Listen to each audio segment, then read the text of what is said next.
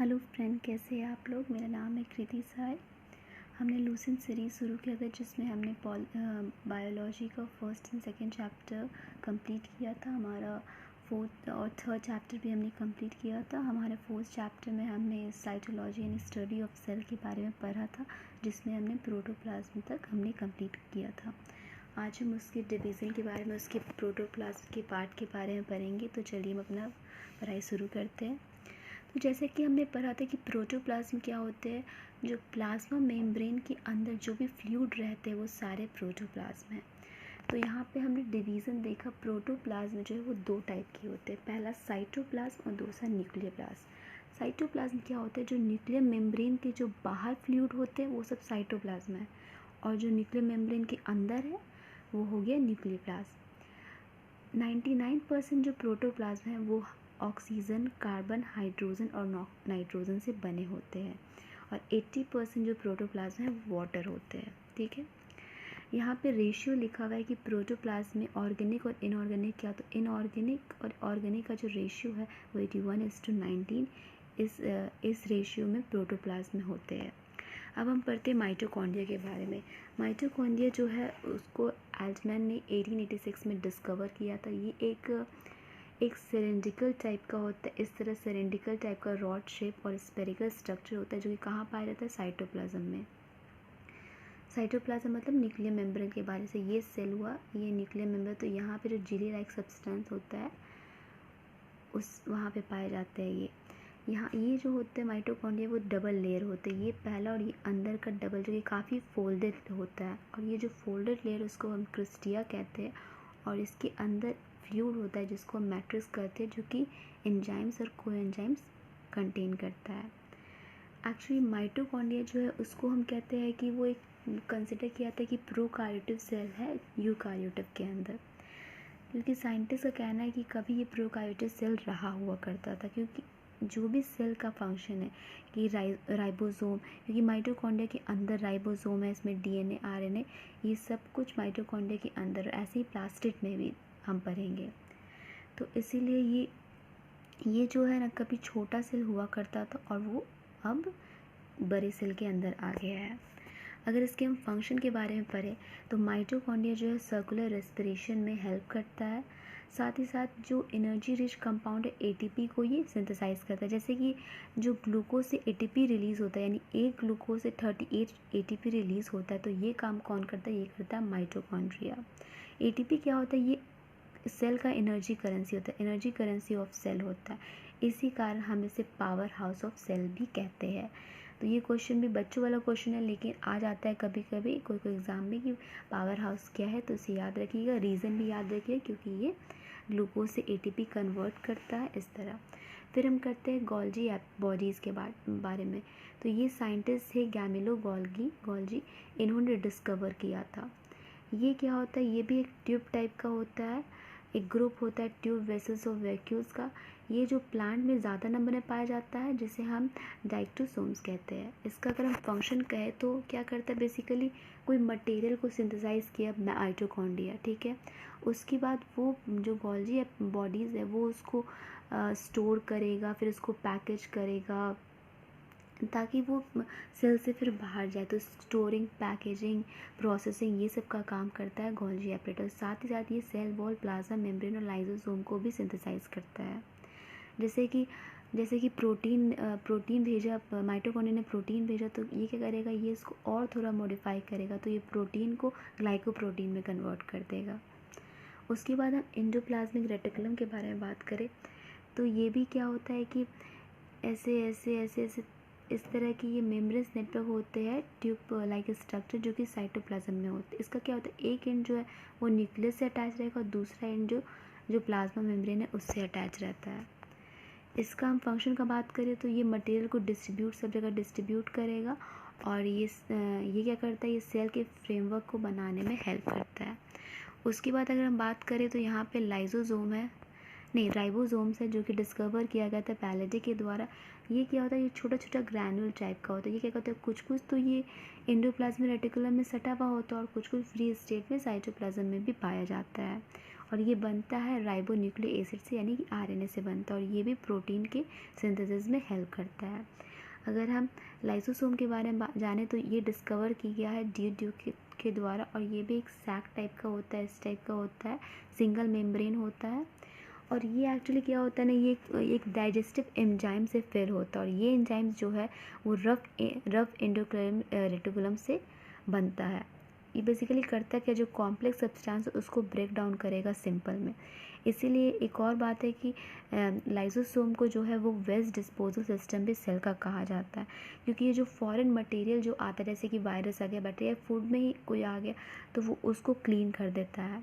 साथ ही साथ इसे सोसाइटल बैग भी कहा जाता है, क्योंकि ये करता है कभी कभी जब सेल डैमेज हो जाता है तो वो लाइसोसोम ब्रस्ट हो जाता है, और जो एनर्जी है वो खुद को ही, एंजाइम जो है वो खुद को ही उसको डाइजेस्ट कर लेता है, खुद के सेल को ही।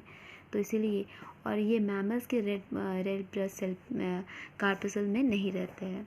फिर सेंट्रोसोम के बारे में जानते हैं क्या है, तो ये डिस्कवर किया है बोवेरी के द्वारा। ये एक्चुअली एनिमल सेल में ही से प्रेजेंट होते हैं, प्लांट सेल में नहीं होते, और ये जब सेल डिवीज़न होता है तब इसका रोल आता है, प्ले होता है। इसमें क्या होता है, दो जो है वो सेंट्रोइड टाइप का ये होता है, जो कि परपेंडिकुलर इस टाइप के होते हैं, और ये सेल डिवीज़न में हेल्प करते हैं। अब प्लास्टिड, जैसे मैंने बोला माइटोकॉन्ड्रिया के पास खुद का आरएनए होता है, डीएनए, राइबोसोम, वैसे प्लास्टिड का भी वही चीज़ है, लेकिन ये प्लास्टिड प्लांट में ही बस होते हैं, क्योंकि प्लास्टिड का काम क्या है कि कलर देना। तो यहाँ पे 3 पार्ट है, जैसे क्लोरोप्लास्ट जानते हैं ग्रीन पिगमेंट देता है, फोटोसिंथेसिस के टाइम ग्रीन प्लांट को ग्रीन कलर देता है ये, और इसीलिए इसको हम क्लोरोप्लास्ट को किचन ऑफ सेल भी कहते हैं। क्लोरोप्लास्ट में क्या होता है, दो यूनिट होता है, ग्राना और स्ट्रोमा। ठीक है, तो ग्राना क्या होता है ना, बेसिकली इस तरह कॉइन लाइक स्ट्रक्चर, जिसको हम कहते हैं थैलोकॉइड, यहाँ लिखा है थैलोकॉइड। अब बहुत सारे थैलोकॉइड, जैसे 20 to 50 थैलोकॉइड मिलेंगे तो ग्राना बनेंगे, और इसका सिंगुलर ग्रानम होता है। तो जो ग्रानम है वहाँ पे लाइट रिएक्शन होता है, और जो बाहर जो होते हैं ना वो स्ट्रोमा कहलाते हैं, उसको वहाँ पे डार्क रिएक्शन होता है। ठीक है, तो ये क्या करते हैं, ये ग्रीन कलर प्लांट को देते हैं और फोटोसिंथेसिस में हेल्प करते हैं। फिर क्रोमोप्लास्ट है कि बहुत सारे कलर देते हैं फ्लावर या फ्रूट को।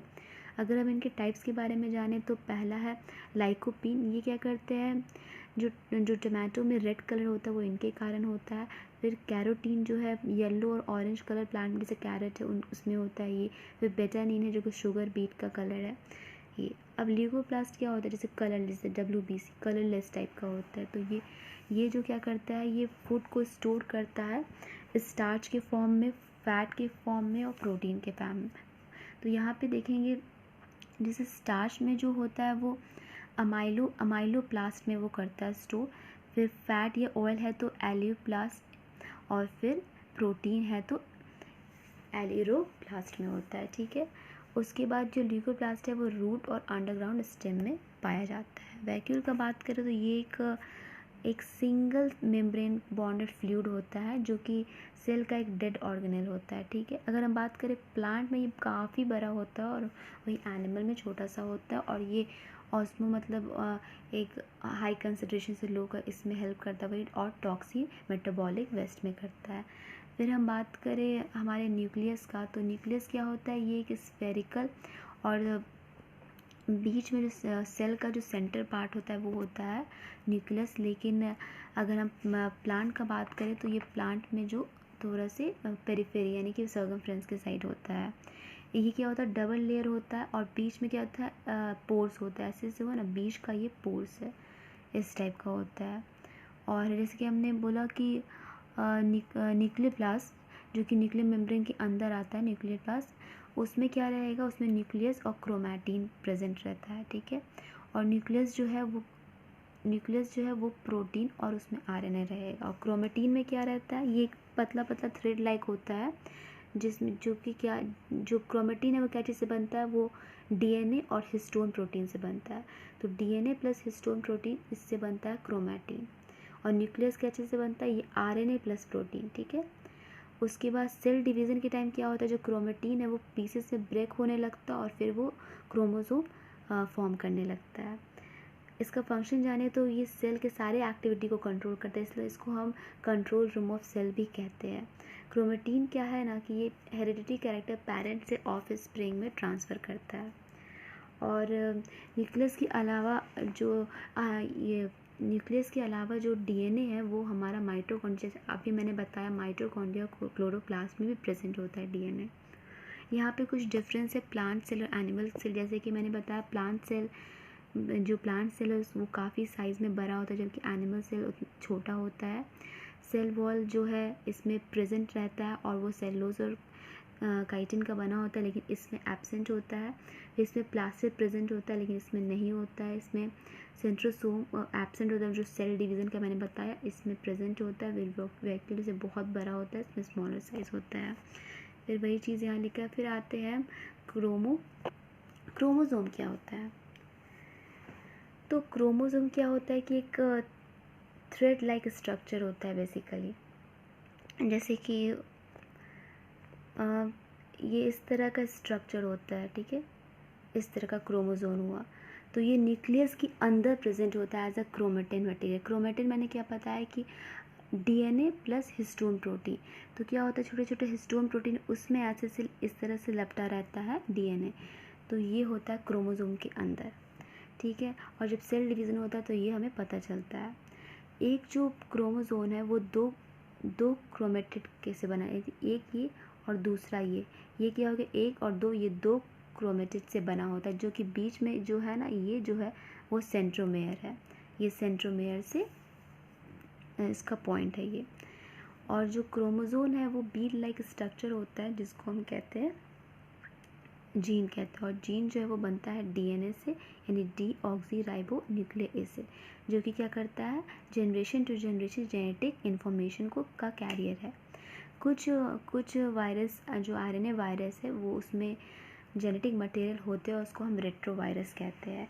प्रोकार्योटा का बात करें तो सिर्फ एक ही मैंने बताया था, एक ही क्रोमोसोम होता है। जैसे बैक्टीरिया और वायरस का बात करें, क्रोमोसोम जो होता है वो बनता है डीएनए और प्रोटीन से, अभी मैंने बताया आपको। और ये नाम जो क्रोमोसोम है वो नेम पड़ा वॉल्टेयर इन 1880 में। उन्होंने बताया कि क्रोमोसोम है वो सेल्फ रिप्लिकेट कर सकता है, अपने तरह रेप्लिका मतलब अपने तरह बहुत सारा बना सकता है, और वो एक जनरेशन से दूसरे जनरेशन में वो ट्रांसमिट कर सकता है इन्फॉर्मेशन। यूकारियोटिक सेल जो है उसमें बहुत सारा क्रोमोसोम होता है। अगर हम बात करें कि एक स्पेशल काइंड है, एक पार्टिकुलर काइंड स्पीसीज है, उसमें डिफिनेट नंबर होगा। जैसे कि ह्यूमन है उसमें 46 होता है, तो उस तरह होगा, और उसको हम कहेंगे डिप्लॉयड। लेकिन जो सेट है अनपेयर का तो उसको हैप्लॉयड, मतलब 23, यानी कि जो हमारे रिप्रोडक्टिव सेल होते हैं वो हैप्लॉयड होते हैं। गैमेट के जो होते हैं ये स्पर्म एंड ओवा वो होते हैं हैप्लॉयड, यानी कि डिप्लॉयड 46 हमारे ह्यूमन में हो गया, हैप्लॉयड 23। अब हम यहाँ पे देखेंगे न्यूक्लिक एसिड क्या होता है। तो न्यूक्लिक एसिड बेसिकली जो सेल में ऑर्गेनिक कंपाउंड, जो कॉम्प्लेक्स ऑर्गेनिक कंपाउंड होते हैं वो होते हैं न्यूक्लिक एसिड। ये क्या करते हैं कि जेनेटिक जो इंस्ट्रक्शन है उसको कंटेन करते हैं कोडेड फॉर्म में। यहाँ पे दो तरह का न्यूक्लिक एसिड का बात किया गया है। पहले कहा गया है कि राइबो ऑक्सी न्यूक्लिक एसिड, तो ये है फेडरिक मेस्टर, वो पहले थे, उन्होंने बताया कि सेल के न्यूक्लियस में डीएनए है, आइसोलेट है। उसके बाद डीएनए क्या होता है, काफ़ी लार्ज मैक्रो टाइप का मॉलिक्यूल होता है जिसमें छोटे छोटे न्यूक्लियोटाइड होते हैं। मतलब कि एक तरह से आप देखिए जो डीएनए बेसिकली क्या होता है, डीएनए जो है वो बेसिक इन्फॉर्मेशन कैरियर होता है सेल का, ठीक है। तो डीएनए क्या होता है, पॉलीमर होता है एक तरह का। पॉलीमर मतलब छोटे छोटे बीट से बन के, तो वो अगर वो पॉलीमर है तो उसका एक मोनोमर होगा, तो उसका जो मोनोमर रहता है वो न्यूक्लियोटाइड रहता है, ठीक है। तो इसीलिए हम कह सकते हैं कि डीएनए एक पॉलीन्यूक्लियोटाइड है। तो न्यूक्लियोटाइड जो है वो बनता है 3 कंपाउंड से, nitrogen base, deoxy Bose sugar और फॉस्फोर ग्रुप, ठीक है। नाइट्रोजन बेस है जो हमने पहला पढ़ा, उसका भी 2 टाइप है, प्यूरिन और पैरामिडीन, ठीक है। प्यूरिन का 2 है, एडानिन और गुआनिन, और पैरामिडीन का है थायमिन और साइटोकिनिन, ठीक है। इसके कारण यहाँ पे जो है अगर न्यूक्लियोटाइड जो है डीएनए में कितना प्रेजेंट होता है, 4 हुआ है, 4 काइंड में। फिर वॉटसन और क्रिक ने जो डीएनए का स्ट्रक्चरल मॉडल है उन्होंने दिया।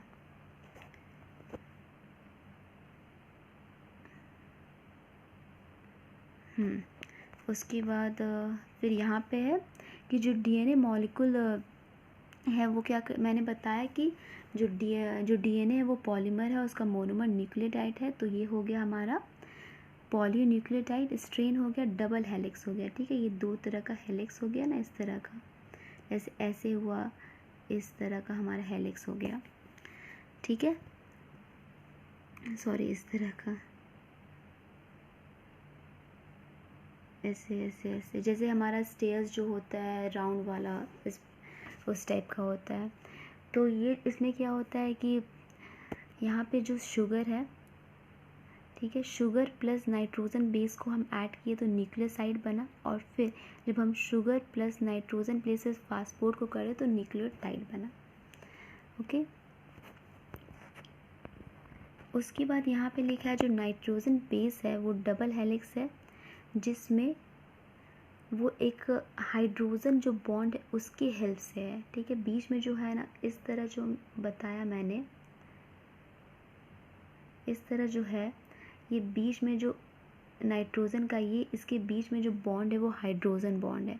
और हमेशा एडेनिन जो है वो पेयर होगा थायमीन के साथ, और जो हमारा गुआनिन है वो साइटोसिन के साथ पेयर होगा। और उसके बीच में जो नाइट्रोजन बेस के बीच में जो बॉन्ड है वो रहेगा हाइड्रोजन बॉन्ड। ठीक है, जैसे यहाँ पे लिखा है कि जो स्पाइरल ये होता है हमारा स्टेयर्स होता है, उसके तरह लगता है देखने में। अगर हम देखें बॉन्ड का, तो गुआनिन और साइटोसिन के जो बीच का बॉन्ड होता है उसमें हाइड्रोजन बॉन्ड 3 होता है, और एडानिन और थायमीन के बीच में जो होता है वो डबल बॉन्ड होता है, 2 बॉन्ड होता है। ठीक है, वैसे यहाँ पे लिखा है डीएनए का जो हाइड्रोफिलिक नेचर है वो होता है फॉस्फोड बॉन्ड के कारण, और ये जेनेटिक इन्फॉर्मेशन एक कोडेड फॉर्म में कंटेन करता है, जो कि रिस्पॉन्सिबल रहता है हेरिडिटरी कैरेक्टर्स को कंट्रोल करने में। और फिर जो डीएनए है फिर वो सिंथेसिस करेगा आरएनए को, फिर आरएनए करेगा प्रोटीन में। तो यहाँ पे लिखा है कि आरएनए जो है वो कहाँ प्रेजेंट रहता है, मैंने बता चुका है, न्यूक्लियस के अंदर रहता है, या डीएनए जो है वो न्यूक्लियस के अंदर रहता है, और कुछ अमाउंट में वो क्लोरोप्लास्ट और माइटोकॉन्ड्रिया के अंदर भी होता है। वो ये जो फास्फोरस है वो एक एसेंशियल कांस्टेंट है न्यूक्लिक एसिड का, और जो सब यूनिट है डीएनए का वो न्यूक्लियोटाइड है। जीन क्या होता है, जीन एक हेरिडिटरी यूनिट होता है जो कि बनता है डीएनए के स्पेशल सीक्वेंसेस जो कि प्रेजेंट रहता है क्रोमोसोम में। और कोई भी, जैसे अगर हम किसी बेस जो जैसे गुआनिन एडेनिन इसका हम चेंज कर देंगे जीन के अंदर तो फिर उसको म्यूटेशन कहते हैं। फिर हम बात करेंगे आरएनए क्या होता है। राइबोन्यूक्लिक एसिड वो हमारा डबल हेलिक्स था, यहाँ ये हमारा सिंगल हमारा रहता है। ठीक है, इसमें क्या रहता है, फॉस्फोड रहता है, राइबोज शुगर रहता है, और नाइट्रोजन, और इसमें क्या है, सब वही है, सिर्फ यूरासिल होता है, यूरासिल एडेनिन गुआनिन सेटानिन, और ये न्यूक्लियस में प्रेजेंट रहता है और साथ ही साथ साइटोप्लाज्म में भी रहता है। जो आरएनए मॉलिक्यूल जो कि एक्ट करता है एंजाइम्स की तरह उसको हम राइबो एंजाइम्स कहते हैं। यहाँ पे आरएनए का 3 काइंड है, जैसे कि मैसेंजर आरएनए, ये क्या करता है कि डीएनए से मैसेज लेगा और वो जो कि न्यूक्लियस के अंदर जो डीएनए है उससे लेगा और वो पहुँचाएगा साइटोप्लाज्म में कोडेड फॉर्म में। फिर जो राइबोसोमल जो है आरएनए वो क्या करता है, वो प्रेजेंट रहता है राइबोसोम में, जो कि राइबोसोम एक प्रोटीन सिंथेसिस का साइट है। फिर ट्रांसफ़र आरएनए जो क्या है, एमिनो एसिड का कैरियर है और वो उसको ट्रांसफ़र करेगा राइबोसोम को, जिसका फंक्शन है प्रोटीन का सिंथेसिस करना। फिर जो हम एक स्ट्रेन ऑफ डीएनए से आरएनए में जो करते हैं जेनेटिक इन्फॉर्मेशन, उस प्रोसेस को हम ट्रांसक्रिप्शन कहते हैं। फिर यहाँ पे वही टाइप लिखा है, डीएनए जो है उसका जो शुगर है वो डीऑक्सी राइबोज टाइप है, लेकिन इसका शुगर राइबोज टाइप है। इसमें जो बेस पेयर है वो एडेनिन थायमिन साइटोनिन गुआनिन, लेकिन इसमें सिर्फ थायमिन की जगह यूरासिल है। इसमें डबल स्ट्रेटेड स्ट्रक्चर है लेकिन इसमें सिंगल है। ये न्यूक्लियस में होता है, ये न्यूक्लियस के साथ साथ साइटोप्लाज्म में भी होता है। सेल साइकिल के बारे में लिखा है कि ये वो सीक्वेंस है इवेंट का जिसमें जो सेल है वो डुप्लीकेट करते हैं अपने जेनेटिक मटेरियल की, आगे बढ़ते जाए, डुप्लीकेशन होते रहता है और वो सिंथेसिस करते हैं, अदर जो सेल का अदर कंस्टिट्यूएंट है उस पर सिंथेसिस करेंगे और अल्टीमेटली बाद में 2 डॉटर सेल बनता है। सेल डिवीज़न क्या होता है? ये वो प्रोसेस होता है जिसमें सेल जो है वो इंक्रीज़ करता है अपना नंबर, ठीक है, 1 से 2, 2 से 4 से इंक्रीज़ करेगा, और इसके लिए ये ग्रोथ करता है, डेवलपमेंट और बॉडी को रिपेयर करता है। 2 तरह का होता है, एक मिटोसिस और मियोसिस, ठीक है। मिटोसिस में क्या होता है, इसमें बेसिकली क्या होता है ना कि जो सोमैटिक सेल है उसमें ये सेल डिवीज़न अकर होता है। सोमैटिक मतलब कि जो रिप्रोडक्टिव सेल है उसके अलावा जो भी ऑर्गेनिज्म में सेल है उसमें होगा, उसमें ग्रोथ होगा, रिपेयर होगा, डेवलपमेंट होगा, और ये होता है यूनिसेलुलर ऑर्गेनिज्म में एसेक्सुअल रिप्रोडक्शन इसमें होता है मिटोसिस में, ठीक है। तो इस मिटोसिस का जब सेल डिवीज़न होता है तो उसमें क्या होगा ना कि जो एक सेल डिवाइड हुआ 2 डॉटर सेल में, तो जो क्रोमोप्लास्ट का नंबर है, क्रोमोसोम का जो नंबर है वो अगर पेरेंट सेल में 2 है तो जो डॉटर सेल है उसमें भी 2 रहेगा। अगर पेरेंट सेल में जो है 4 है तो डॉटर सेल में भी है, तो वो इक्वल रहता है मिटोसिस में। लेकिन और फिर सेकंड क्या चला कि अगर अनकंट्रोल मिटोसिस हो गया तो यहाँ पे ट्यूमर और कैंसरस ग्रोथ भी हो सकता है। फिर दूसरा है मियोसिस। मियोसिस में क्या होता है कि ये जो उसमें कहा मैंने कि बिना जो रिप्रोडक्टिव सेल में नहीं होता, लेकिन ये है रिप्रोडक्टिव सेल में होता है, ठीक है। जैसे कि ये होता है कि डिवीज़न जो है वो हैप्लॉइड गैमेट का फॉर्म करता है, यानी ओवा और स्पर्म। तो हैप्लॉइड मैंने बताया था कि डिप्लॉइड जो था वो डबल था, हैप्लॉइड हाफ, ठीक है। अगर 46 है तो 23। इसको हम रिडक्शन डिवीज़न भी कहते हैं, क्योंकि क्या होता है ना कि इसमें अगर तुम्हारे पेरेंट के पास 4 है तो तुम्हारे डॉटर के पास तुम्हारा 2 आ जाएगा, 2 है तो 1 आ जाएगा, इस तरह हाफ हो जाएगा, ठीक है। तो यहाँ पे क्या कहा जा रहा है कि 4 डॉटर सेल जो है वो प्रोड्यूस हो गए एक मियोटिक सेल डिवीज़न से, ओके। फिर यहाँ पे कुछ टर्मिनोलॉजी है साइटोलॉजी से रिलेटेड, जैसा है पहले है कार्योकाइनेसिस। क्या है कि इसमें क्या होता है, सेल डिवीज़न के दौरान जो डिवीज़न होता है न्यूक्लियस का उसको हम कहते हैं। फिर साइटोकाइनेसिस क्या होता है कि जब हम प्लाज्म का डिवीज़न होता है तो। फिर उसके बाद डिप्लॉइड मैंने कहा कि क्रोमोसोम का 2 सेट जो होता है कंप्लीट सेट उसको कहते हैं, और ये होता है सोमैटिक सेल मतलब रिप्रोडक्टिव सेल के अलावा। हैप्लॉइड हो गया क्रोमोसोम का सिंगल सेट, और ये होता है गैमेट्स में। उसके बाद क्रॉसिंग ओवर क्या होता है कि यहाँ पे जो एक्सचेंज हो रहा है जेनेटिक मटेरियल का 2 नॉन सिस्टर क्रोमेटिड में। नॉन सिस्टर मतलब कि जो मैंने बताया कि ये जो क्रोमेटिन है ये दोनों साथ में एक सेंट्रोमेयर है, इसके साथ ये दोनों सिस्टर हो जाएंगे, सिस्टर क्रोमेटिन। तो ये दूसरा, ये दोनों फिर मिलेंगे, ये दोनों जो हो गए वो नॉन सिस्टर हो गए। तो ये दोनों के बीच में जो हो रहा है वो जेनेटिक मटेरियल का एक्सचेंज हो रहा है मियोसिस के टाइम में, तो इसको हम क्रॉसिंग ओवर कहेंगे। फिर आता है होमोगलस जो होता है वो, उसमें क्या होता है कि यहाँ पे क्रोमोसोम का जो पेयर उसका सेम साइज़ रहेगा, शेप रहेगा, उसको कहेंगे।